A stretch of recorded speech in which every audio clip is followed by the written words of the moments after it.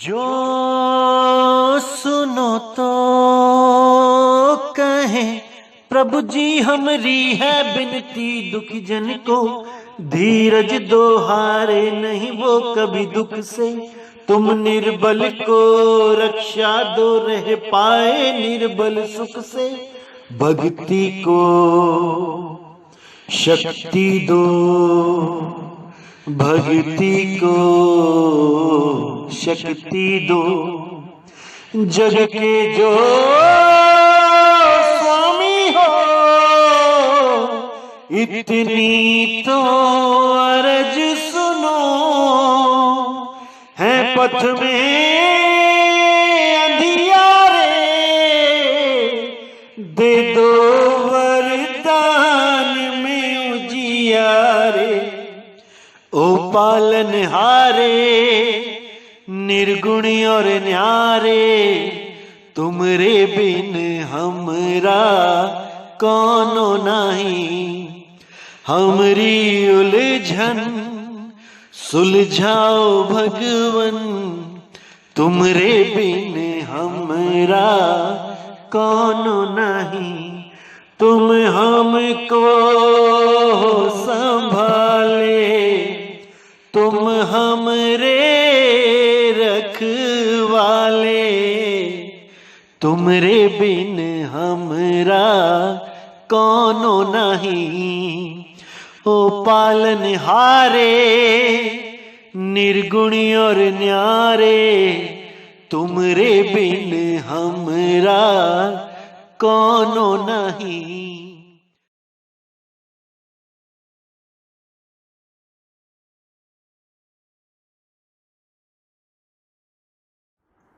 नमस्कार मेरे प्यारे भाइयों, मेरे परम पिता परमात्मा के प्यारे जीव। मैं बंदी छोड़ से यही अरदास करता हूं कि आप सब मेरे भाइयों का विवेक पहले से ज्यादा और ज्यादा से ज्यादा बढ़ता ही जाए, और ऐसी कोई दुविधा ना रहे जो मेरे भाइयों को 1% भी दुविधा में डाल सके। हर चीज ऐसी क्लियर होती चली जाए कि कोई भी भ्रमभूत इस दिमाग में ना रहे। रास्ता ऐसा क्लियर दिखाई देने लग जाए कि कोई भी भ्रमित कर ही ना पाए। मैं बस यही अरदास करता हूं अपने बंदी छोड़, अपने सतगुरु, अपने परम पिता परमात्मा से। तो मेरे भाइयों, जैसे कि आज जो स्थिति बनी हुई है, बहुत ही भयावह स्थिति बन चुकी है भारत में, और इसका एक ही कारण है, वो है जागरूकता में कमी। हम लोग जागरूक नहीं हैं, इसीलिए मात खा रहे हैं। अगर हम जागरूक हो जाएं तो किसी में इतनी ताकत नहीं जो हमें हरा सके। फिर चाहे वो कोई आदमी ही क्यों ना हो, चाहे कोई वायरस ही क्यों ना हो, केवल और केवल जागरूकता में कमी के कारण ही हम हार रहे हैं। लेकिन अगर हम जागरूक हो जाएं तो ऐसी कोई चीज नहीं जो हम नहीं कर सकते। केवल हमें एक सही मार्गदर्शन मिल जाए, तब सब बिगड़े काम सुधर जाएं, सब बिगड़े काम बन जाएं। लेकिन वो मार्गदर्शन करने वाले लोग ही पथ भ्रष्ट हो चुके हैं। जिनको हमने मार्गदर्शन के लिए चुना वही पथ भ्रष्ट हो चुके हैं। तो क्या होगा, कैसे होगा? अब हमने अध्यात्म के साथ अपने परिवार के बारे में, अपने समाज के बारे में, अपने देश के बारे में भी खुद ही सोचना है। क्योंकि अगर हम ही सेफ नहीं रहे तो कैसे भक्ति करेंगे, कैसे उस परमात्मा को याद करेंगे, जब सारा दिन इस स्थिति में डरते ही रहेंगे तो कब उस मालिक को याद करेंगे?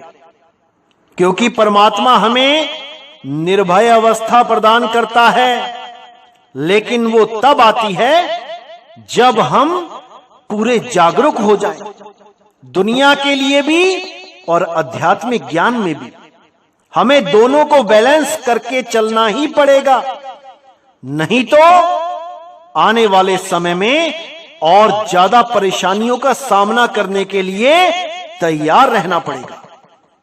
तो अगर आप चाहते हैं कि यह स्थिति यहीं रुके और हमारा समाज, हमारा देश आगे प्रगति करे, तो शुरुआत हमें खुद से ही करनी है। हम दूसरों में कमियां निकालने में लग जाते हैं, लेकिन अपनी कमियों को नहीं देखते। शुरुआत हमें खुद से ही करनी है, और अगर हमने खुद को सुधार लिया तो मेरे भाई पूरा संसार सुधर जाएगा। हम ही बिगड़े हुए हैं, हम किसी और पे उंगली क्या उठाएं। इसलिए मेरे भाई शुरुआत खुद से करनी है। अपनी ही कमियों को खुद पहचानना है, खुद ही उन कमियों से छुटकारा पाना है। केवल एक सही मार्गदर्शन से काया पलट हो सकती है हमारी, हमारे समाज की, हमारे देश की। तो मेरे भाइयों, अब हमने जागरूकता के पाठ भी पढ़ने हैं और अपने समाज को भी जागरूक करना है। तो सबसे पहले तो एक बात अच्छी तरह समझ लो कि आप और हम सब अमर हैं। हमारी किसी की मृत्यु हो नहीं सकती। पहले तो इस चीज को अच्छी तरह समझ लो कि हमने केवल शरीर का त्याग करना है, शरीर को छोड़ना है। इसको मृत्यु नहीं कहते कि हम मर गए, इसको शरीर त्यागना कहते हैं कि हमने शरीर को त्याग दिया। हम नहीं मर गए शरीर त्यागने पे। अगर हम मर गए तो फिर कौन जा रहा है स्वर्गों में, कौन जा रहा है सतलोक को, कौन जा रहा है ब्रह्मलोक को? अगर हम ही मर गए तो अरे हम ही तो जा रहे हैं ना। केवल इस शरीर को छोड़ दिया है और आगे के लोकों में जा रहे हैं। तो इसलिए पहले इस चीज को दिमाग से निकाल दो कि कोई भी वायरस किसी को मार सकता है, किसी को नहीं मार सकता। वो केवल शरीरों की हानि कर सकता है, शरीरों को खत्म कर सकता है, आपको और हमें खत्म नहीं कर सकता। इसलिए पहले तो इसका डर दिमाग से निकाल लो। अब क्या करना है, जब भी कोई दुश्मन आता है सामने तो हमने दो चीजें करनी होती हैं। सबसे पहला काम होता है हमने खुद को सेफ रखना, और दूसरा काम होता है दुश्मन पे अटैक करना। ये दो ही चीजें हैं जिस कारण हम जंग जीतते हैं। अगर हमने खुद को सेफ नहीं रखा, अगर हम जोश जोश में बिना सेफ्टी के दुश्मन के आगे चले गए तो भाई मारे जाएंगे। इसलिए पहला काम है अपनी सेफ्टी करना, अपने आप को सुरक्षित करना, और दूसरा काम है दुश्मन पे वार करना। इसी लॉजिक को लेके हमने आगे के सारे कार्य करने हैं। सबसे पहले अपनी सेफ्टी, यानी सबसे पहले अपने शरीर को सुरक्षित रखना है। कैसे रखना है? जो काम कोरोना होने के बाद आपको करने के लिए कहा जाता है, अरे वही काम आपने बिना कोरोना पॉजिटिव हुए ही शुरू कर देना है। अगर वही कार्य आप पहले शुरू कर देते हो तो दुश्मन से सेफ हो गए हो आप, क्योंकि जरूरी नहीं कि वो अंदर घुस जाए उसके बाद ही आप ट्रीटमेंट करो। अरे उसको घुसने का मौका ही मत दो, दरवाजे पे पहले ही सिक्योरिटी खड़ी कर दो। कोई भी गलती से आए भी तो पकड़ा जाए, बाहर निकाल दिया जाए या अंदर ही नष्ट हो जाए। तो सबसे पहले तो वो कार्य आपने पहले ही शुरू कर देने हैं। जैसे कि बताया जा रहा है कि गर्म पानी पीना है, भाप लेनी है, ठंडी चीजों से आपने तौबा करनी है। आइसक्रीम हो गई, ठंडा पानी हो गया, इन चीजों से, क्योंकि जिस देश में आप बैठे हैं वहां पे संक्रमण ज्यादा है। अगर आपके देश में संक्रमण कम है तब आप इसको यूज भी कर सकते हैं, लेकिन जहां जहां ज्यादा है वहां इसको अवॉइड करें, बिल्कुल भी ना खाएं। जो मास्क आप पहन रहे हैं वो घर में ही बना होना चाहिए, क्योंकि बहुत सी प्रॉब्लम्स आ रही हैं। जो बाजारी मास्क होते हैं वो दिक्कत कर रहे हैं। बहुत सी वीडियोस भी शेयर हो रही हैं कि उन मास्क में बहुत दिक्कत है। उन मास्क की वजह से ही ज्यादातर स्वास्थ्य ठीक नहीं रह पा रहा है, खराब हो रहा है। तो हमने रिस्क नहीं लेना है। घर में ही कपड़े से बनाया हुआ मास्क उसी को यूज करें, उसी को पहने। और अपने घर में सफाई का तो पूरा ध्यान रखना ही है। हमने बाहर भी गंदगी नहीं करनी है, जिससे ये वायरस और ज्यादा फैले। गंदगी का मतलब क्या है? जैसे बहुत से लोग तंबाकू खाते हैं और तंबाकू खाने के बाद थूकना भी पड़ता है। बहुत से लोग पान खाते हैं, खाने के बाद थूकना भी पड़ता है। अब उनको खुद नहीं पता कि हम कोरोना पॉजिटिव हो चुके हैं और वो तंबाकू खा खा के गलियों में थूकते हैं, सड़कों पे थूकते हैं। जिन सड़कों पे एक आम आदमी चल रहा होता है, उसी थूक के ऊपर उसका पैर आ जाता है और वही चप्पल, वही जूता लेके वो अपने घर में आ जाता है, अंदर तक चला जाता है और वही थूक के कण हमारे घर के फर्श पे चिपक जाते हैं। अब उसी घर में कोई छोटा सा बच्चा जो खेलता है अपने फर्श पे, अब उसको नहीं पता कि यहां क्या आ चुका है। वो अपने फर्श पे खेलता हुआ, उसी फर्श पे हाथ से चलता हुआ, घुटनों के बल चलता हुआ उस वायरस को मां और बाप तक पहुंचा देता है। अन्य चीजों को छू छू के इन्फेक्टेड कर देता है। और हम सोचते हैं कि हमारे घर में वायरस तो आ ही नहीं सकता, हमारे यहां तो कोई संक्रमण हो ही नहीं सकता। तो उन भाइयों से भी मैं विनती करूंगा जो तंबाकू खाते हैं और जो पान पुड़िया खाते हैं और हमारे देश की सड़कों को डस्टबिन समझ समझ के थूक थूक के भर देते हैं, ऐसे लोगों से भी मैं यही कहूंगा कि अब भी जागरूक हो जाओ। छोड़ो इन चीजों को, छोड़ो इन नशों को, कुछ नहीं रखा इनमें। अरे एक तो अपना स्वास्थ्य खराब कर रहे हो खुद ही, और ऊपर से अनजाने में लोगों को मौत भी बांट रहे हो। खुद तो चाहते हो कि हमारे घर कोई भी ना आए ऐसा बंदा जिसको कोरोना पॉजिटिव है, और खुद थूक थूक के लोगों के घर में इन्फेक्शन पहुंचा रहे हो। अभी भी वक्त है, सब जागरूक हो जाओ, क्योंकि अगर हम जागरूक नहीं होंगे तो मौत हमारे ही सिर पे खड़ी है, बाकी सब तमाशा देखेंगे। जागरूक हमें खुद होना पड़ेगा, एक एक आदमी को जागरूक होना पड़ेगा, नहीं तो कुछ नहीं हो पाएगा हमारा। तो सब आज ऐसा समय आ गया है कि हमें एक दूसरे की फिक्र करनी ही पड़ेगी, एक दूसरे का सहारा बनना ही पड़ेगा, क्योंकि हम ही हैं जो एक दूसरे को सहारा दे सकते हैं। नहीं तो और कौन देगा, कौन फिक्र करेगा हमारी? अरे हम आपस में ही एक दूसरे की फिक्र करें, तभी ये गाड़ी चल पाएगी। खुद तो हम चाहते हैं कि हम हमेशा सेफ रहें, और हम दूसरों के लिए मुसीबत पैदा कर रहे हैं। इसलिए मेरे भाइयों, हर चीज को समझो, हर चीज को जानो। हम जागरूक हो जाएंगे तो हम ही जीतेंगे, कोई और नहीं जीतेगा। इसलिए हमें एक टीम वर्क की जरूरत है।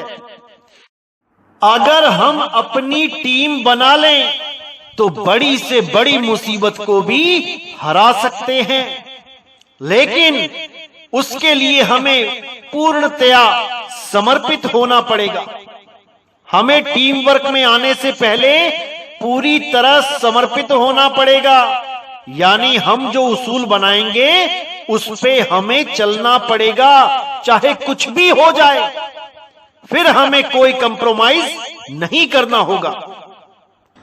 एक एक गांव में अगर 10-10 लोग भी जागरूक हो जाएं और अपने ही गांव वालों को जागरूक कर दें, तो मेरे भाई देखते देखते ही पूरा देश जागरूक हो जाएगा।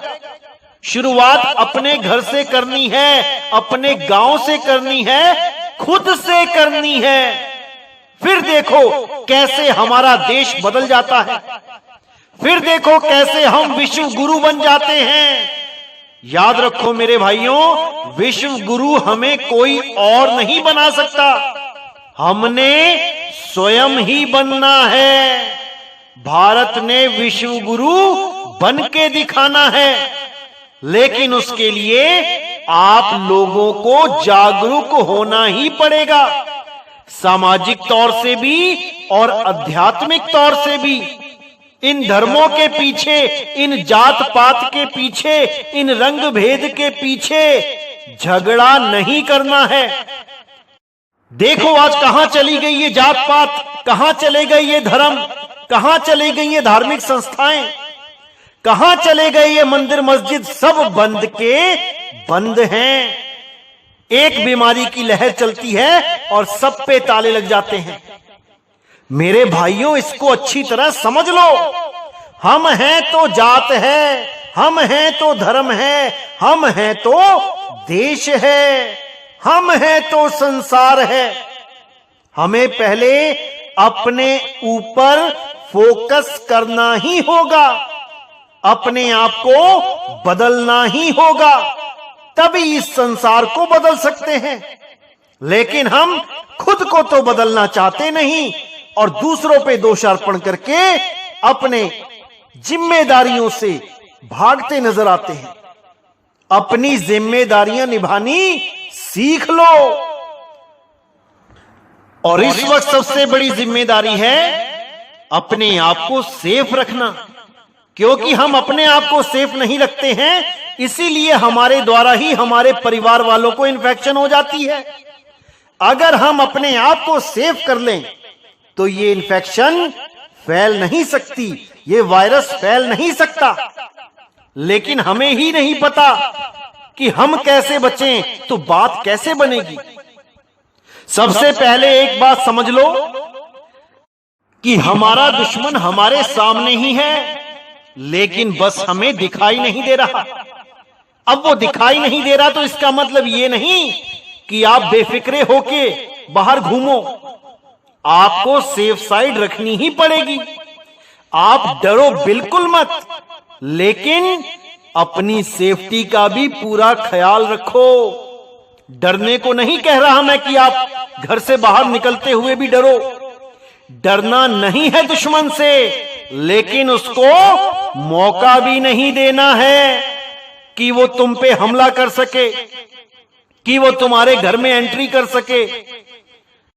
अपना पूरा ख्याल रखना है, साफ सफाई का पूरा ध्यान रखना है, हाथों को भी अच्छी तरह धोना है और जूतों को भी घर से बाहर रखना है, या फिर दरवाजे के पास एक कोने में जूतों की जगह बनानी है, अंदर एंट्री नहीं देनी है। और भी जिन कारणों से इन्फेक्शन हो रहा है, संक्रमण हो रहा है, उस पर पूरा ध्यान रखना है। इस वक्त किसी के भी संपर्क में आने से बचना है, किसी के भी संपर्क में आने से। आप लोग समझ रहे हैं मैं क्या कह रहा हूं? किसी प्रकार का संपर्क नहीं होना चाहिए किसी के साथ, नहीं तो अनजाने में ही आप अपने घर वालों के लिए मुसीबत का कारण बन जाएंगे। क्योंकि बाहर संपर्क करने के बाद घर में भी संपर्क हो ही जाता है, इसलिए पूरी सेफ्टी रखनी है, पूरा ध्यान रखना है, बिल्कुल भी चांस नहीं लेना है मेरे भाई, नहीं लेना है। क्योंकि पिछले साल तो केवल अखबारों में और टीवी में ही देख रहे थे कि कितने लोग मर गए, कितने इन्फेक्टेड हो गए, लेकिन अब तो अपनी जान पहचान के ही लोग मौत के मुंह में जा रहे हैं। रोज ही कोई ना कोई फोन, कोई ना कोई मैसेज आ जाता है। जिन लोगों को हम अच्छी तरह जानते हैं उनकी भी खबर आ जाती है कि वो इन्फेक्शन में शरीर को छोड़ के चले गए। इसलिए मेरे भाई, इसको मजाक में नहीं लेना है, इसको हल्के में नहीं लेना है, क्योंकि बहुत से लोग कहते नजर आते हैं कि कोरोना जैसी कोई चीज नहीं है, कोई वायरस नहीं है, कोई महामारी नहीं है। ऐसा बिल्कुल नहीं है मेरे भाइयों, बिल्कुल नहीं है। क्योंकि कोरोना शुरू से था। यह नहीं कि आज 2020 में ही कोरोना आ गया, यह पहले भी था। लेकिन फर्क बस इतना है कि अब अपडेट हो चुका है और कुछ नहीं है। डरने की जरूरत नहीं है, केवल इससे सावधान रहने की जरूरत है। क्योंकि बाकी बीमारियों के मुकाबले इसका डेथ रेट बहुत कम है, इसकी मृत्यु दर बहुत कम है। बाकी बीमारियों से ज्यादा मरते हैं लोग और कोरोना से बहुत कम, क्योंकि बहुत से लोग ठीक होके भी आए हैं। इसीलिए केवल जागरूक होने की जरूरत है कि हम इससे कैसे बच के रहें, और अगर बाय चांस हो भी जाता है तो इससे उबरे कैसे। बस हमने इसी जानकारी को अच्छी तरह लेके समझ के आगे का जीवन जीना है। ये किसी का कुछ नहीं बिगाड़ सकता, बस डरना मत। क्योंकि जो डर गया वो मरने से पहले ही मर गया। डरना नहीं है, इसको समझना है, दुश्मन को समझना है और समझ के फिर हरा देना है। बस इतनी सी बात है। और आजकल जो ऑक्सीजन की कमी हो रही है उसके ऊपर भी बताना चाहूंगा। घबराने की जरूरत नहीं है। अगर फेफड़ों में इंफेक्शन हो जाने के कारण शरीर पूरी तरह से ऑक्सीजन नहीं ले पा रहा है तो फिर क्या करना है। सबसे पहले तो घबराना नहीं है और हॉस्पिटलों में जाके भगदड़ भी नहीं मचानी है। क्योंकि आपको तो पता ही है, जिस चीज की शॉर्टेज हो जाती है वो फिर काला बाजारी में ही नजर आती है, वो फिर 4 गुना दामों में नजर आती है। इसलिए घबराना नहीं है, भगदड़ नहीं मचानी है। घर में रह के भी आप इस प्रॉब्लम से निजात पा सकते हैं। बस आपको जागरूक होने की जरूरत है। जो जागरूक होता जाएगा वो इन मुसीबतों से उबरता जाएगा। तो अगर ऐसी कोई कंडीशन आपके घर में भी बनी हुई है तो आपने क्या करना है। सबसे पहले आपने पेशेंट को ऐसे लेटाना है जैसे इस फोटो में दिखाया जा रहा है, यानी कि पेट के बल लेटाना है और तकिया लगाना है पेट के नीचे, और छाती जो है वो तकिए से आगे होनी चाहिए। जिससे क्या होता है कि जो दिल होता है वो नीचे की तरफ हो जाता है और फेफड़ों को पूरी जगह मिलती है सांस लेने के लिए। पूरी जगह मिलेगी, पूरी सांस अंदर जाएगी तो ऑटोमेटिकली ऑक्सीजन भी ज्यादा ही जाएगी। तो आज के लिए इतना ही काफी है। इसी के साथ मैं अपनी वाणी को विराम देता हूं और बस यही दुआ मांगता हूं मालिक से कि मेरा पूरा देश जागरूक हो जाए। सफाई के प्रति, अपने स्वास्थ्य के प्रति, अपनी जिम्मेदारियों के प्रति, अपने समाज के प्रति, अपने देश के प्रति हर प्रकार से जागरूकता आ जाए तो हम विश्व गुरु होके ही रहेंगे। कोई रोकने वाला नहीं है। हमारी रुकावट केवल हमारा ही अज्ञान है। इसलिए हमने अपने ही अज्ञान को अपने हाथों खत्म कर देना है और एक जागरूक नागरिक होके दिखाना है। तो इसी के साथ आज की वाणी पे मैं विराम देता हूं। बोलिए सतगुरु बंदी छोड़ सतगुरु सत्य कबीर साहिब की सदा ही जय हो, सदा ही जय हो मेरे मालिक की साहिब बंदगी। सतनाम।